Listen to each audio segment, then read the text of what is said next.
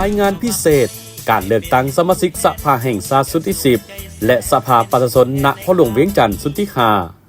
ในวันที่22 กุมภาพันธ์ 2026 นี้ท่านวงไซคำพุยเลขาผักบ้านในบ้านสำเค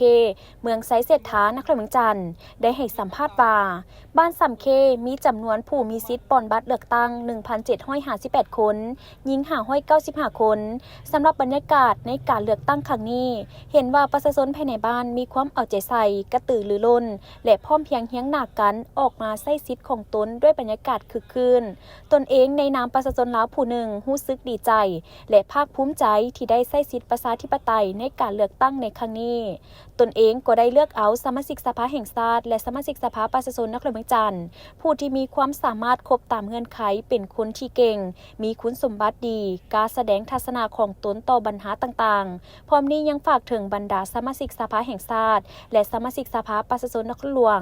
ภายหลังที่ได้รับการเลือกตั้งจงสืบต่อแก้ไขปัญหาเส้นทางบูรณะสถานที่ท่องเที่ยวต่างๆสืบต่อแก้ไขปัญหาปากท้องปัญหาราคาสินค้าและอื่นๆพร้อมนี้ท่านยังเรียกร้องให้ผู้มีสิทธิ์เลือกตั้งภายในบ้านเอาใจใส่เป็นเจ้าการเข้าร่วมอย่านอนรับทับสิทธิ์จงมาป้อนบัตรเลือกตั้งเอาสมาชิกสภาแห่งชาติและสมาชิกสภาประชาชนนครเมืองจันทร์ให้สำเร็จตามเป้าหมาย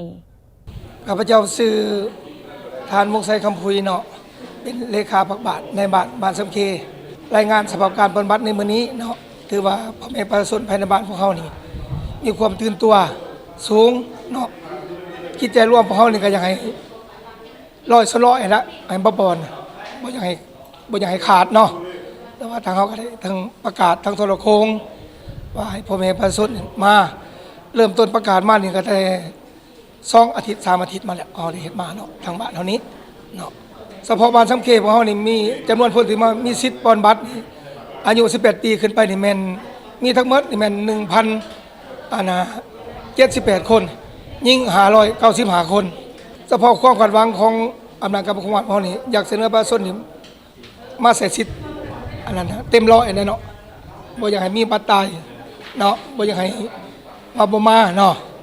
สุดท้ายนี้ก็ข้าพเจ้าแนะนำอันนั้นนะอำนาจการปกครองบ้านเนาะอยากขอเชิญชวนพ่อแม่พี่น้องประชาชนชาวบ้านสำเคของเฮาที่มีอายุ18 ปีขึ้นไปนี่อยากให้มาใช้สิทธิ์ของพวกท่านเนาะบ่อยากให้พวกท่านอันนั้นนะเสียสิทธิ์เนาะในโอกาสนี้ยังมีประชาชนภายในบ้านที่ได้ใช้สิทธิ์อย่างเต็มส่วนปอนบัตรเลือกเอาสมาชิกสภาแห่งชาติและสมาชิกสภาประชาชนนครเมืองจันทร์และหยาบผ่านมาแม่นได้รับข้อมูลข่าวสารเกี่ยวกับการเลือกตั้งผ่านสื่อสังคมออนไลน์และโทรโข่งบ้านสำหรับเป้าหมายของประชาชนแม่นอยากได้สมาชิกสภาแห่งชาติและสมาชิกสภาประชาชนนครเมืองจันทร์ผู้ที่มีความรู้ความสามารถครบตามเงื่อนไขผู้มีความซื่อสัตย์ต่อประเทศชาติกล้าประกอบคำคิดคำเห็นและนำเอาคำคิดคำเห็นของประชาชนลาวบรรณเผ่าไปเสนอต่อสภาแห่งชาติเพื่อก้าวไปสู่การปรับปรุงแก้ไขปัญหาต่างๆที่เกิดขึ้นในสังคมอย่างมีประสิทธิผล